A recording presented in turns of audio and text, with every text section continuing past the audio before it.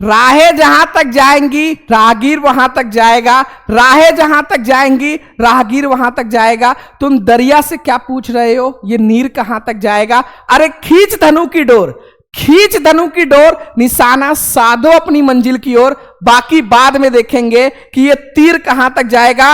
2025 board परीक्षा में अगर आपने ये लक्ष्य बना लिया कि मुझे 95 प्लस लेकर आना है, तो आज से शुरुआत हो रहा है संजीवनी क्लास का, जो 2025 में टॉपर बनाने वाली क्लास है। अगर अभी तक आपने कुछ भी नहीं पढ़ाई किया है, सिर्फ आपको खामोशी से स्टार्ट करना है। आज आपकी पहली क्लास है। अगर अभी तक कुछ भी नहीं पढ़ाई किया है, बस अगर आज से हमारे साथ जुड़ते हो तो 2025 बोर्ड परीक्षा में आपको 90 प्लस फोड़ने से कोई नहीं रोक सकता। और जितने बच्चे इस वीडियो को देख रहे हैं, जिस चैनल ने 2024 बोर्ड परीक्षा में पूरे YouTube पर तहलका मचाया था, state rank 1, state rank 6, state rank 8, state rank 9, सभी ने शुभम क्लासेस को दिया था। तो अगर अभी तक इस चैनल को सब्सक्राइब नहीं किया है तो सबसे पहले चैनल को सब्सक्राइब करो, वीडियो को लाइक करो और कमेंट करके इस क्लास के बाद में आपको बताना ये क्लास आपको कैसा लगा। क्या इसी तरीके से आपको हर सब्जेक्ट की क्लास चाहिए? जितने बच्चे इस वीडियो को देख रहे हैं, आपके लिए super time table Shubham classes ने ये लक्ष्य बना लिया है कि टॉप 10 में शुभम क्लासेस की छात्र होंगे। अंतिम 2 महीने में आपके सभी विषयों की पूरी तैयारी करने के लिए ये टाइम टेबल हम लोगों ने सेट कर दिया है। आपको बस इस टाइम पर हर सब्जेक्ट की क्लास लेनी है। जितने बच्चे क्लास 12 के हैं, आपको मैंने पहले बता दिया कि जिस बच्चे ने पूरे स्टेट में रैंक 1 हासिल किया था वह भी शुभम क्लासेस का था, और स्टेट रैंक 6, स्टेट रैंक, इस तरीके से बहुत सारे स्टूडेंट 95 प्लस लेकर आए अंतिम समय में। अब इस बार बारी आपकी है। कौन कौन तैयार है? पहले प्रॉमिस करो क्लास को एंड तक देखोगे, और इस क्लास के लास्ट में मैं आप सभी के लिए एक सरप्राइज रखा हूं। तो सभी बच्चे इस वीडियो को अंत तक देखेंगे, वीडियो को लाइक करेंगे। ये संजीवनी क्लास सुबह 5 बजे शुभम क्लासेस पर आपको डेली देखने को मिलेगी। चाहे कुछ भी हो जाए, एग्जाम तक इस क्लास को नहीं मिस करना है, ये खुद से अपनी प्रॉमिस कर लो, क्योंकि इस 2 महीने में हमारी पूरी टीम आपके लिए पूरी जी जान लगाने को तैयार है। कहते हैं ना, ताली दोनों हाथ से बजेगी तभी हो पाएगा। ताली दोनों हाथ से बजेगी। तो जब आप भी उधर से पूरा मेहनत करोगे तो ही आपको एग्जाम में जाना है बेटा। इधर से हम पूरी मेहनत करेंगे लेकिन एग्जाम में आपको जाना है, इसलिए आप कमर कस लो कि इस बार अपने माता पिता को जब रिजल्ट आएगा तो गर्मान्वित महसूस कराओगे, और उसके लिए अभी से आपको लगना पड़ेगा। तो बिना देर किए आज की इस क्लास को स्टार्ट करेंगे। और यह क्लास आपको ब्रह्मास्त्र बैच का डेमो समझ सकते हो, जो 60 दिन में आपकी पूरी तैयारी की जिम्मेदारी ली है। ये वही टीम है जिसने टॉप 10 में टॉप 4 स्टूडेंट निकाला है, और इस बार पूरी तैयारी 60 दिन में अगर करना चाहते हो तो 899 रुपए में आप जुड़ सकते हो। कैसे जुड़ोगे? ये शुभम क्लासेस ऐप का बुकलेट भी आपको मिलेगा। कैसे जुड़ोगे, क्या जुड़ोगे, क्लास के बाद हम डिटेल में जानेंगे। सभी बच्चे बस ऐप डाउनलोड कर लो प्ले स्टोर से, शुभम क्लासेस, ठीक है। अब आज की क्लास को हम लोग स्टार्ट कर रहे हैं। संजीवनी क्लास 30 से 35 मिनट की डेली की क्लास होगी।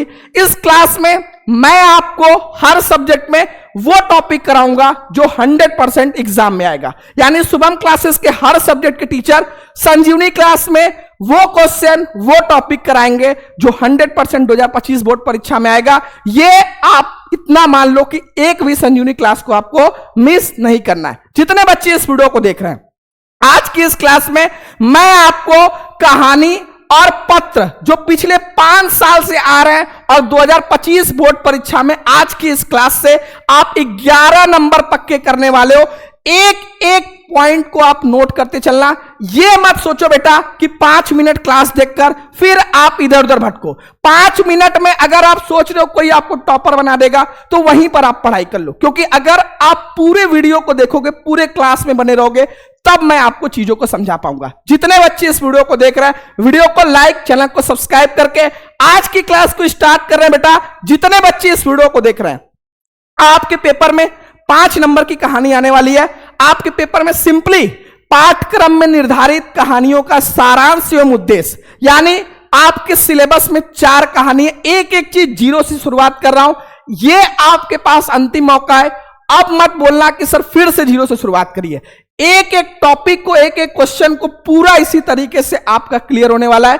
जितने बच्चे इस वीडियो को देख रहे हैं, आपके सिलेबस में 4 कहानी है और कहानी में 2 टाइप का क्वेश्चन पूछेगा, या तो कहानी का सारांश पूछेगा या तो कहानी का उद्देश्य। अब जितने बच्चे इस वीडियो को देख रहे हैं, कभी कभी एमसीक्यू आपका 10 नंबर का आता है ना, उसमें कभी कभी पूछ लेता है कि यह कहानी किस लेखक की है। तो सबसे पहले सभी कहानियों के लेखक का नाम आपकी कॉपी में नोट होना चाहिए कि 1 नंबर एमसीक्यू से। जैसे यहां पर बहादुर कहानी किसने लिखी है? अमरकांत जी ने। पंचलाइट फणीश्वरनाथ रेणु, ध्रुव यात्रा जनेन कुमार, लाठी शिवानी। ये आपके जुबान पर रहना चाहिए कि कौन सी कहानी किस लेखक ने लिखा है। क्लियर है? अब यहां पर सर हमें समझ में आ गया, आपके पेपर में 2 कहानी में से कोई एक कहानी आपको करना है। तो आपको आज के इस सेशन में मैं आपको 2 कहानी कराने वाला हूं। 5-5 मिनट में 2 कहानी कराऊंगा और सीधे आपके दिमाग में रहेगा एग्जाम तक। कैसे उसको एग्जाम में लिख कर आओगे, कितने पॉइंट लिखोगे, ये सब कुछ मैं आपको बताऊंगा। बस आपको वीडियो में बने रहना। और लास्ट में एक आपको 6 नंबर का ऐसा पत्र मैं कराने वाला हूं जो पिछले 5 साल से बोर्ड एग्जाम में आ रहा है और इस बार उसके आने के 100% चांस है। तो सभी बच्चे ईमानदारी से सेशन को लास्ट तक देखेंगे। मैंने बोला अगर कहीं पर आपको 5 मिनट में कोई टॉपर बना दे रहा है तो आप वहीं पर रह जाओ। मैं आपको बोल रहा हूं, आपको हर क्लास में एंड तक बने रहना है, हर एक पॉइंट को समझना है और उसको नोट करना है। जितने बच्चे इस वीडियो को देख रहे हैं, सबसे पहले मैंने बोला आज की इस क्लास में मैं आपको 2 कहानी कराने वाला हूं। सबसे पहला टारगेट, आप सभी कहानी के राइटर का नाम आपकी जुबान पर होना चाहिए। क्लियर है?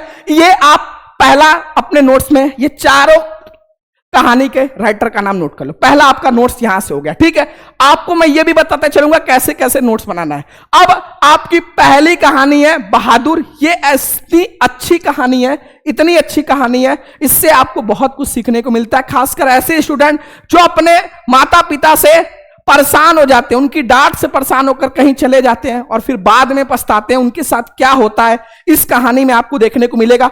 हर कहानी में जो भी प्रमुख पात्र है, सबसे पहले वो शॉर्ट नोट्स बनाते समय उनका नाम लिख लो, ताकि अगर नाम याद रहेगा तो कहानी आप कभी नहीं भूलोगे। ठीक है, सबसे पहले इस कहानी के लेखक का नाम अमरकांत। क्लियर है? एक निर्मला, ये कौन है? अमरकांत जी की पत्नी। इस कहानी में इनका भी बहुत अच्छा सा रोल है, वो मैं आपको बताऊंगा। किशोर, ये कौन है भैया? किशोर निर्मला जी और अमरकांत जी का बड़ा बेटा है। साथ में इस कहानी का जो टर्निंग पॉइंट रहता है, आखिर बहादुर क्यों घर छोड़कर जाता है जहां पर काम करता है, 11 रुपए की चोरी, ये आपको अपनी कहानी में मेंशन 100% करना है। ठीक है, अगर आप कोई कहानी लिख रहे हो उसमें इंपॉर्टेंट लाइन कोई मिस कर दोगे तो एग्जामिनर आपको पूरा नंबर नहीं देगा। तो भैया ये कहानी है तिल बहादुर, बहादुर की, जो 12-13 साल का बच्चा है नेपाल का, जो अपनी मां के दुर्व्यवहार से या फिर उनकी डांट फटकार से गुस्सा होकर, क्रोधित होकर घर छोड़कर शहर चला आता है। अब शहर चला आता है तो उसको काम की जरूरत रहती है, तो काम ढूंढता है। तो जो अमरकांत की पत्नी रहती निर्मला जी, इनके आस पास पड़ोस में सभी लोग के घर में नौकर रहते हैं, तो इनका भी मन रहता है कि हमारे घर में भी नौकर रहे। तो बहादुर कहीं ना कहीं नौकरी ढूंढ रहा था, तो फिर निर्मला जी उसको अपने घर में नौकर की नौकरी दे देती हैं। शुरुआत में आप कहीं भी जाओगे सब कुछ अच्छा रहता है, तो यहां पर भी सेम था। शुरुआत में बहादुर के साथ सब लोग अच्छा व्यवहार कर रहे थे। धीरे धीरे पहले तो जो किशोर रहता है वह बहादुर के साथ बहुत बदतमीजी करता है, मारता पीटता, अपना सारा कार्य करवाता है। फिर एक दिन क्या होता है, निर्मला जी के घर में पड़ोसी आए रहते हैं और फिर 11 रुपए की चोरी का इल्जाम बहादुर पर लगा दिया जाता है, जबकि बहादुर चोरी नहीं किया रहता। बहादुर बहुत ईमानदार बच्चा रहता है, उसको जबरदस्ती मारते हैं। निर्मला जी भी उस दिन उसको डांटती है, मारती है, पुलिस तक की देने की धमकी दी जाती है। फिर बहादुर क्या करता है, डांट मार खाकर घर छोड़कर चुपचाप चला जाता है। अब जब चुपचाप वो घर छोड़कर चला जाता है, सारा काम तो बहादुर कर रहा था, अब सबको अपना काम करना पड़ रहा था, तो सब लोग को बहादुर की याद आ रही थी। तो सब लोग सोच रहे थे कि अब बहादुर के साथ हम अच्छा व्यवहार करते हैं, लेकिन कहते हैं ना चिड़िया चुग गई खेत, तो फिर पछताने से क्या फायदा। उसी तरीके से इस कहानी को आप कैसे लिखोगे, एक एक लाइन को कैसे लिखोगे। मैंने बोला बहादुर, जो किशोर रहता है वो बहादुर को बहुत ज्यादा परेशान करता है। तो इस कहानी को सबसे पहले बहादुर कहानी भैया अमरकांत जी, ठीक है, इसको आप हमेशा ब्लैक पेन से लिखोगे राइटर का नाम, ताकि एग्जामिनर पे सबसे पहला इंपैक्ट पड़े कि भैया जो बच्चा है वो पढ़ने वाला है। राइटर के नाम को हमेशा, किसी भी कहानी को आप ब्लैक पेन से लिखोगे। अमरकांत जी द्वारा लिखी कहानी बहादुर। एक मध्यम वर्गीय परिवार में नौकर के साथ परिवारजनों द्वारा किए गए अत्यधिक कटु व्यवहार की कहानी है। लेखक ने स्वयं को कहानी का पात्र बनाते हुए कहानी की आत्मकथात्मक रूप में रचना की है। अपने से संपन्न रिश्तेदारों के घर नौकर द्वारा जुटाई सुविधा एवं शान को देखकर लेखक की पत्नी निर्मला स्वयं भी एक नौकर रखना चाहती। जैसा मैंने आपको बताया, बहादुर नेपाल का 12-13 साल का लड़का है जो अपनी मां के दुर्व्यवहार से तंग आकर घर छोड़कर शहर चला आता है और निर्मला के परिवार में नौकर रख लिया जाता है। निर्मला और उसका परिवार बहादुर के पति तो पहले अच्छा व्यवहार करते हैं, परंतु धीरे धीरे कठोरता बरतने लगते हैं। वह घर का सारा कार्य करता है। कौन? बहादुर। इसके बावजूद उसके साथ गाली गलौज से मारपीट तक की नौबत आ जाती है। झूठी चोरी का इल्जाम, कितने रुपए का? 11 रुपए के झूठी चोरी का इल्जाम लगाकर उससे अपमानित किया जाता है और पीटा जाता है, ठीक है, और पुलिस तक की देने की धमकी दी जाती है। अंत में क्या करता है? बहादुर घर छोड़कर चला जाता है। अब परिवार के सभी सदस्य उसे ढूंढते हैं। बहादुर कुछ भी वहां से लेकर नहीं जाता है। सारे लोग उसे ढूंढते हैं क्योंकि उसके कारण सब आराम के आदी हो चुके हैं। बहादुर की उपयोगिता देखकर सभी अब अपना घरेलू कार्य करने से घबराते हैं। बहादुर के घर छोड़ जाने पर वे सभी पश्चाताप करते तथा अच्छा व्यवहार करने की सोचते हैं कि अगर अब बहादुर आ गया तो हम उसके साथ अच्छा व्यवहार करेंगे, ठीक है। परंतु अब पछताए होत क्या, जब चिड़िया चुग गई खेत। बहादुर में सहनशीलता और स्वाभिमान की भावना कूट कूट कर भरी हुई है। उसके इसी चरित्र के कारण यह कहानी हमें प्रिय है। यह इतने लाइन की कहानी है। अब आपको इसमें 1-2 लाइन आप चाहो तो हटा भी सकते हो। यह कहानी का उद्देश्य भी बहुत इंपॉर्टेंट है। इस कहानी का उद्देश्य समाज में उत्पन्न वर्ग संघर्ष को मानवीय सहानुभूति द्वारा समाप्त करने का संदेश देना है। शोषितों के प्रति मानवता एवं प्रेम का व्यवहार ऊंच नीच के भेद के कारण दिलों में पड़ी दरार को भर देता है। बहादुर भी मानवीय स्नेह एवं संवेदनाओं का भूखा है। मालिक द्वारा पीटे जाने और प्रतिक्रिया स्वरूप उसके द्वारा घर छोड़ दिए जाने पर परिवार के सभी लोग को पश्चाताप का अनुभव होता है। वे स्वयं को दोषी महसूस करते हैं। धनी और निर्धन का वर्ग भेद मानवीय भावनाएं ही कम कर सकती हैं। लेखक का मुख्य उद्देश्य दोनों के हृदयों का परिवर्तन है और सबके प्रति सहानुभूति पूर्ण व्यवहार बनाए रखने का संदेश है। बहादुर के चित्रण में छल कपट रहित भोला बालक है। बहादुर बहुत ही परिश्रमी है। हंसमुख के मृदभाषी ईमानदार बहुत रहता है क्योंकि चोरी उसने नहीं किया रहता है। साहसी एवं स्वाभिमानी, मातृप्रीत भक्त बालक, व्यवहार कुशल और स्नेही बालक। यह आपकी बहादुर कहानी है जो आपको 5 नंबर आपके बोर्ड एग्जाम में दिलाएगी। तो सबसे पहले किसको किसको समझ में आ गया, एक बार वीडियो को लाइक करके मुझे बता दो, यस सर मुझे समझ में आ गया। कमेंट बॉक्स में सबसे पहले पूरे राइटर का नाम सभी कहानियों के, इसके बाद आप बहादुर कहानी हेडिंग लगाओगे, ये 4 पॉइंट लिखोगे, फिर आप इसको अपनी कॉपी में खुद से नोट करोगे और फिर इस तरीके से आपका 5 नंबर ये बहादुर कहानी आपके बोर्ड एग्जाम में दिला देगा। अब दूसरी कहानी भैया पंचलाइट। ये तो बहुत ही इंपॉर्टेंट कहानी है और बहुत ही रोचक कहानी है। पंचलाइट कहानी के प्रमुख पात्र, हर कहानी के प्रमुख पात्र याद किए रहोगे तो कहानी कभी नहीं भूलोगे, ठीक है। दूसरा, इस कहानी का भैया नायक कौन है? गोधन। हीरोइन कौन है? मुनरी। गुलरी काकी कौन है? ये मुनरी की माता जी हैं। सरदार जी भैया, सरदार जी इस गांव के सरपंच है। कनेली कौन है? ये मुनरी की सहेली है क्योंकि ये लास्ट में बहुत इंपॉर्टेंट रोल प्ले करती है। अगर ये न रहती तो शायद पंचलाइट जलता भी नहीं।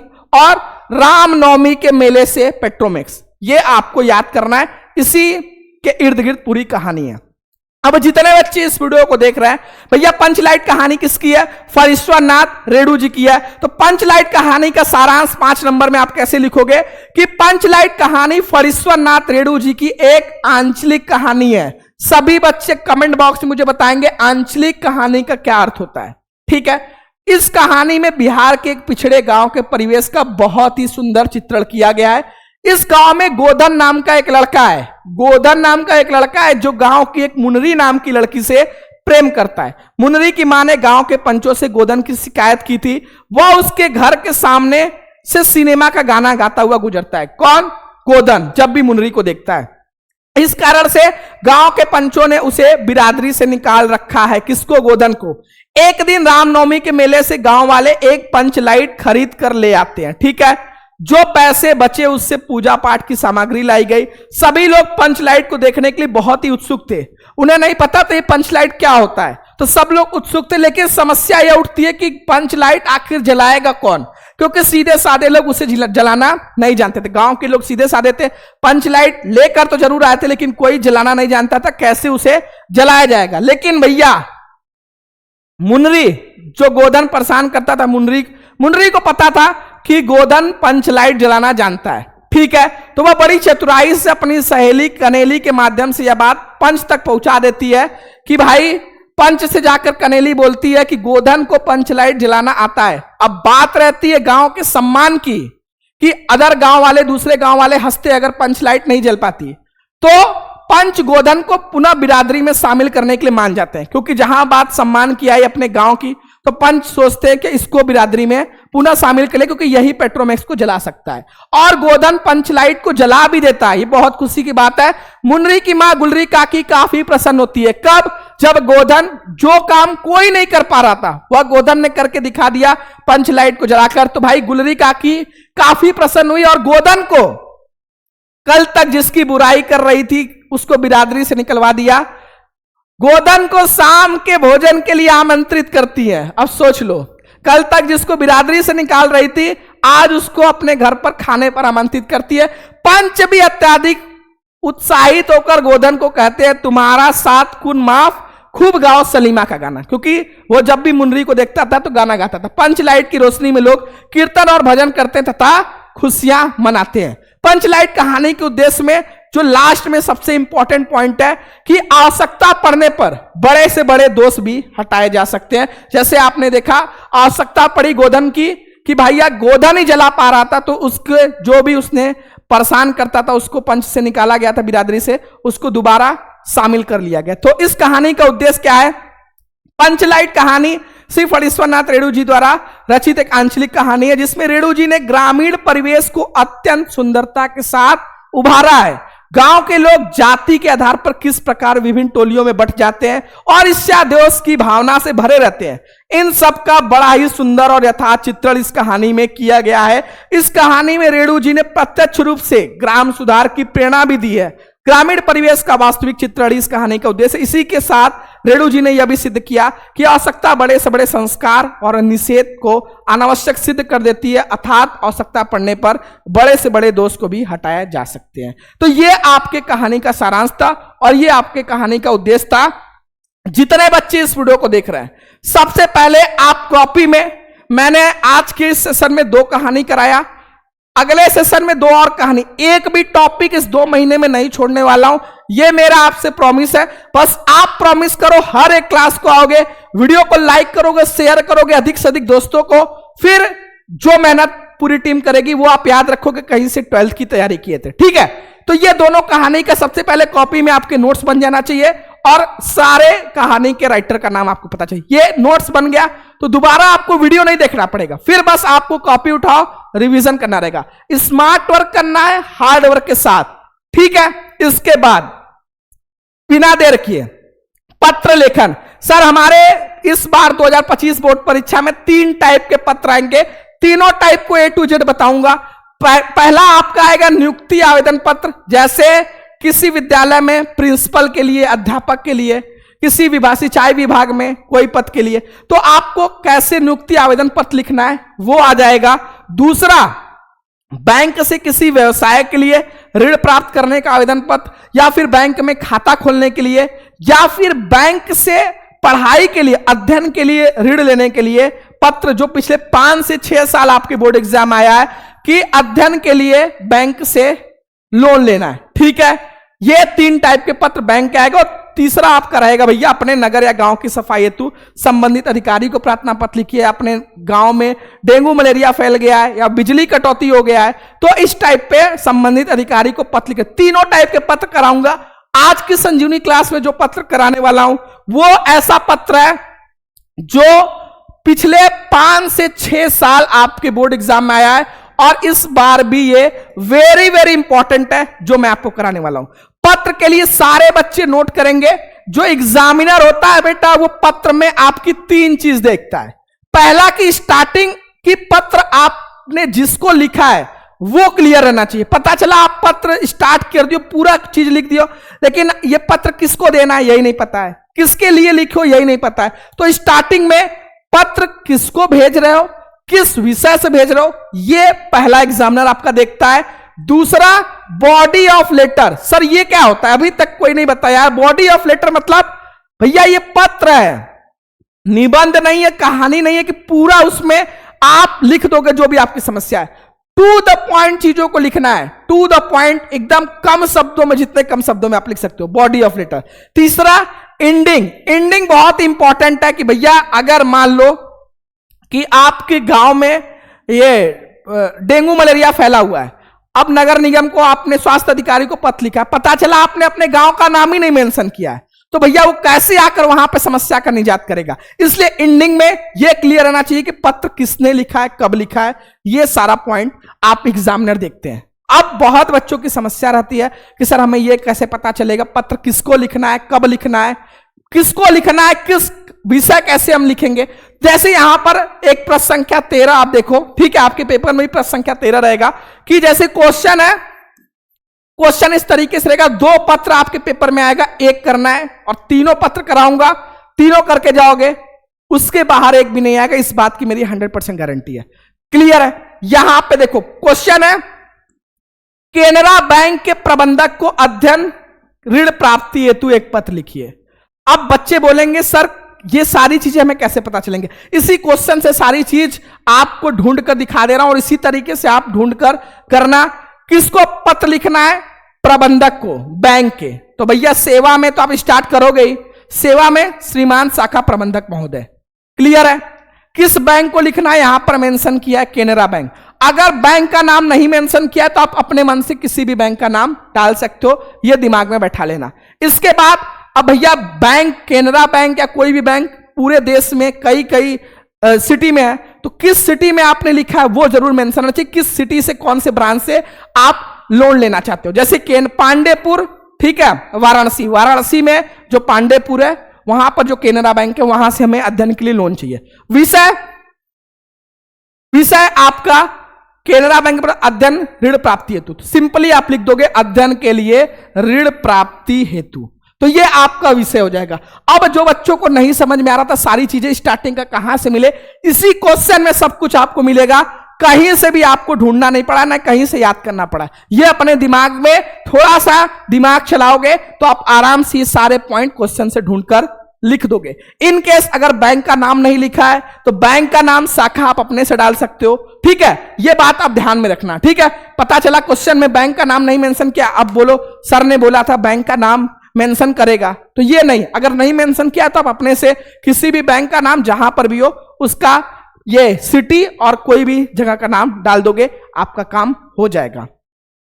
अब भैया जो पत्र मैं करा रहा हूं पिछले 5 साल से आ रहा है, इस पत्र को 100% तैयार कर लेना, आप ये जान लेना। जैसे केनरा बैंक के प्रबंधक को अध्ययन ऋण प्राप्ति हेतु एक पत्र लिखे। संजीवनी क्लास में जो जो चीजें करा रहा हूं, आप जब बोर्ड एग्जाम का परीक्षा देकर निकलोगे आप बोलोगे सर वही आया, क्योंकि ऐसे पिछले 4-5 साल से इस चैनल पर 17 लाख बच्चे जुड़े हैं, तो यही एक भरोसा है, क्योंकि हम लोग कोई प्रचार नहीं करते यूट्यूब पे कि इस तरीके से प्रचार चले, वो सब काम हम लोग नहीं करते। जो चीज है वो हमारे बच्चे हैं, इसलिए हम लोग दिन रात मेहनत कर पाते हैं, ठीक है। तो ये क्वेश्चन है, केनरा बैंक के प्रबंधक को अध्ययनार्थ ऋण प्राप्ति हेतु पत्र लिखे। तो स्टार्टिंग का मैंने आपको बताया, इस तरीके से आप क्वेश्चन से ढूंढ कर लिख दोगे। फिर महोदय, अब भैया अध्ययन के लिए लोन चाहिए, तो पहले आप अपने बारे में बताओगे, डायरेक्ट ये नहीं लिख दोगे मुझे इतने पैसे की जरूरत है।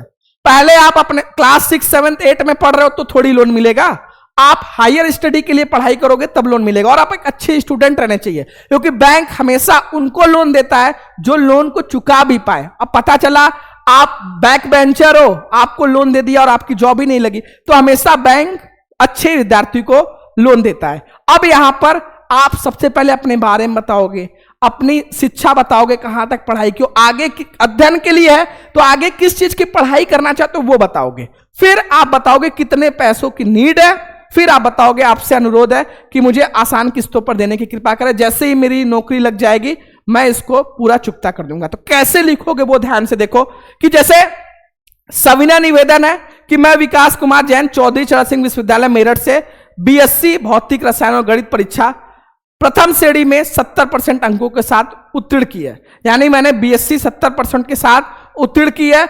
मैंने एमबीए द्वितीय वर्षीय पाठ्यक्रम में प्रवेश लिया और साथ साथ प्रशासनिक सेवाओं की परीक्षा के लिए तैयारी करना चाहता हूं। ध्यान से देखना, इस बच्चे ने लिखा है कि मैंने एमबीए में भी एडमिशन लिया है, साथ में प्रशासनिक सेवाओं की परीक्षा की तैयारी भी करना चाहता हूं। मेरा अध्ययन आबाद चलता रहे, यानी बिना रुके चलता रहे, इसके लिए मुझे 2 लाख की आवश्यकता है। सर क्या पैसा मेंशन करेंगे? 100% मेंशन करोगे। बैंक को यह कैसे पता चलेगा कि आपको कितने पैसे की नीड है? आपको मेंशन करना है जितने भी पैसे की नीड है। मुझे पता चला है कि आपके बैंक की अनेक ऋण योजनाओं में से एक योजना के अंतर्गत अध्ययन के लिए भी ऋण प्रदान किया जाता है। मैं आपको विश्वास दिलाता हूं कि आपके द्वारा पद्धत ऋण की भुगतान प्रक्रिया अध्ययन पूर्ण होते हुए यथाशीघ्र शुरू कर दी जाएगी। उपयुक्त उद्देश्य हेतु आपके सक्रिय सहयोग की अपेक्षा है। लास्ट में यहां पर आप पैराग्राफ चेंज करोगे, लाइन चेंज करोगे। अंततः आपसे विनम्र निवेदन है कि नियमानुसार अत्यथा संभव आसान किस्तों पर मुझे ऋण प्रदान करने की कृपा करें। धन्यवाद। संलग्नक सर यहां लगाएंगे, बिल्कुल लगाएंगे, क्योंकि आप जो भी पास किए हो, बीएससी एमबीए में एडमिशन लियो, सभी उत्तीर्ण परीक्षाओं की अंक प्रतियों प्रमाण पत्र। सर अगर बैंक में खाता खोलने के लिए तो क्या हमें संलग्नक लिखना है? बिल्कुल नहीं। बैंक में खाता खोलने के लिए कोई भाई लोन थोड़ी लेना है, खाता खोलना है तो उसमें संलग्नक में कुछ नहीं करना है। लेकिन अगर चाहिए लोन तो ये करना है दिनांक, फिर इधर भवदी अपना नाम पता, नाम पता भी लिख सकते हो, कखा भी लिख सकते हो, ठीक है, जैसा आपको सही लगे। ठीक है, तो ये आपके लिए पत्र है जो सबसे इंपॉर्टेंट मोस्ट वायरल पत्र है, और ये हर साल बैंक को पत्र लिखने के लिए आता ही है। बैंक को खाता खोलने के लिए, बैंक में अध्ययन के लिए, और तीसरा आपको होता है बैंक में व्यवसाय के लिए। ये 3 तरीके के पत्र बैंक में आएंगे, सब मैं कराऊंगा। ये जितनी आज एक क्लास में धीरे धीरे दवा खाओगे तो वो ज्यादा असर करेगी। एक ही दिन में पूरी दवा खा जाओगे तो फिर वो रिएक्शन कर जाएगा। मैं आपको ये प्रॉमिस कर रहा हूं, पत्र हो गया, निबंध हो गया, कहानी हो गया, व्याकरण हो गया, एमसीक्यू हो गया, रस छंद अलंकार हो गया, हिंदी में 10-10 मार्क्स के गद्यांश पद्यांश हो गए, कहानी, खंड काव्य, संस्कृत में संदर्भ सहित हिंदी में अनुवाद, सब कुछ मैं आपको इस आने वाले नवंबर, दिसंबर, जनवरी में इस कदर करा दूंगा कि एक भी क्वेश्चन बाहर से नहीं आएगा। बस आपको मुझे ये वचन देना है कि हर एक क्लास में आना, चाहे कुछ भी हो जाए। वीडियो को शेयर जरूर करना है बेटा, जब आप शेयर करते हो ना तो दिल से बहुत अच्छा लगता है कि मेरे बच्चे हमें सपोर्ट कर रहे हैं। इसलिए जो भी आपके यार दोस्त है शेयर करो, वीडियो को लाइक करो, कमेंट करके बताओ ये संजीवनी क्लास पहली कैसी लगी, क्योंकि अभी तो इस शुरुआत है। इस तरीके से आपको हर सब्जेक्ट की क्लास मिली, क्योंकि हम लोगों ने पहले ही ठान लिया है। इस बार हम लोगों ने स्टेट रैंक 1, 6 और 8, 9 दिया। इस बार पहले ही ठान लिया है कि भैया इस बार टॉप 10 में शुभम क्लासेस का ही जलवा होगा, और जो बच्चा टॉप करेगा पहले ही अनाउंस हो गया। अगर आप शुभम क्लासेस के किसी भी बैच से हो तो 1,51,000 का इनाम भी है। तो जो बच्चे अभी इधर उधर भटक रहे हैं, ये आपके पास अंतिम एक्सप्रेस ट्रेन है जो आपको 90+ के द्वार पर लाकर खड़ा कर देगी। 60 दिन में हर सब्जेक्ट की वो तैयारी जो सीधे बोर्ड एग्जाम में आपको टकराएगी, वो इस ब्रह्मास्त्र बैच में मिलने वाला है। नाम ही ब्रह्मास्त्र है, ठीक है, और काम भी उसका ब्रह्मास्त्र है। तो जो इसमें आपको पढ़ाया जा रहा बस उतना आप तैयार कर लो, उसके अलावा आपको कुछ भी तैयार करने की जरूरत नहीं है। ठीक है, इसमें सभी विषयों के अलग अलग सब्जेक्ट के टीचर आपको बहुत अच्छे तरीके से शुरुआत से लेसन 1 से पढ़ा रहे हैं। कहीं से भी कुछ शुरुआत नहीं, अभी शुरुआत आज से हुआ है। जो बच्चे नहीं जुड़े हैं, बिना देर की शुभम क्लासेस का ये 899 रुपए में है, जिसमें अगर अभी आप जुड़ोगे तो जो हमारा दिसंबर लास्ट में संजीवनी बैच आएगा वो भी बिल्कुल फ्री में मिल जाएगा। कि जब हम जुड़ना चाहते हैं बेटा, अभी जुड़ोगे तो आपको ये बुकलेट भी मिलेगा जो शुभम क्लासेस के हर एक टीचर ने बनाया है। हर सब्जेक्ट से 200 इंपॉर्टेंट क्वेश्चन है जो लास्ट में आपको तैयार करने, तो ये बुकलेट भी आपको मिल जाएगा। साथ में जिनको भी जुड़ना है, जो बच्चे बोल रहे हैं, प्ले स्टोर से डाउनलोड करो शुभम क्लासेस ऐप, जिसपे 1 लाख डाउनलोड है। डाउनलोड करके इसमें रजिस्ट्रेशन करो, ब्रह्मास्त्र बैच में जाओ, आपको बैच दिख जाएगा। ये आपका नंबर है, कोई समस्या है तो आप इस पे व्हाट्सएप कर सकते हो। इस वीडियो पर मैं बहुत छोटा सा टारगेट रख रहा हूं, 2000 लाइक और 500 कमेंट। सभी बच्चे कर देना कि क्लास कैसी लगी। टेलीग्राम में भाई जो नहीं जुड़े हैं, टेलीग्राम में हर एक अपडेट के लिए शुभम क्लासेस के टेलीग्राम पर सर्च करके जुड़ जाना। ये आपका टाइम टेबल है जो आज से शुरू हुआ है। हर दिन सुबह 5 से 6 आपके लिए संजीवनी क्लास है, मंडे टू सैटरडे। ये आपके लिए हर सब्जेक्ट का संजीवनी क्लास है। इसी तरीके से कम समय में एग्जैक्ट क्लास जो सीधे बोर्ड एग्जाम के लिए इंपॉर्टेंट है, वो सुबह आपको सुबह मिलेगी 5 से 6 के बीच में। ये सुबह 5 बजे क्लास अपलोड होगी, ये 100% फिक्स है। इसके बाद शाम का शेड्यूल बहुत इंपॉर्टेंट है। शाम को 6 बजे आपकी बायोलॉजी की क्लास है और फिर मैथ्स की क्लास है। तो आज आपका है सैटरडे, बायोलॉजी की क्लास है। साथ में 8 से 9 रात में आपकी 1 घंटे की हिंदी इंग्लिश की क्लास है। मेरी क्लास आपको कल से मिलेगी, आज सैटरडे, आज इंग्लिश वाली क्लास चलेगी। मंडे से मेरी क्लास, ट्यूसडे थर्सडे सैटरडे रात में 8 बजे। ये आप अपने दिमाग में सेट किया। और 9 से 11 फिजिक्स केमिस्ट्री, तो कोई भी एक सब्जेक्ट नहीं छूटा। Hindi, English, physics, chemistry, math, bio, हर एक सब्जेक्ट को कवर करेंगे, जीरो से कवर करेंगे। और आज आपके बायोलॉजी का चैप्टर 1 का 1 शॉट है। केमिस्ट्री फिजिक्स में चैप्टर 1 वैद्युत आवेश तथा क्षेत्र, 4 से 5 घंटे की ऐसी क्लास।